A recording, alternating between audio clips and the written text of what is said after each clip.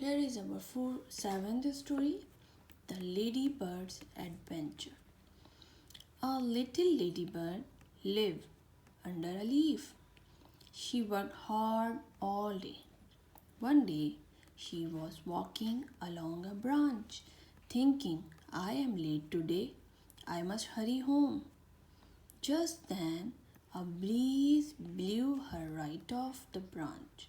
She tried to flap her little wings, but the wind was too strong.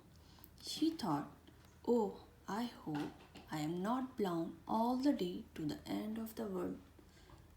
Luckily, the wind was kind and dropped her on a leaf nearby. She clung on tight and slowly crawled to safety. She went home and told everyone her great adventure. Everyone was thrilled to hear it. This is the ladybird. Okay, bye bye.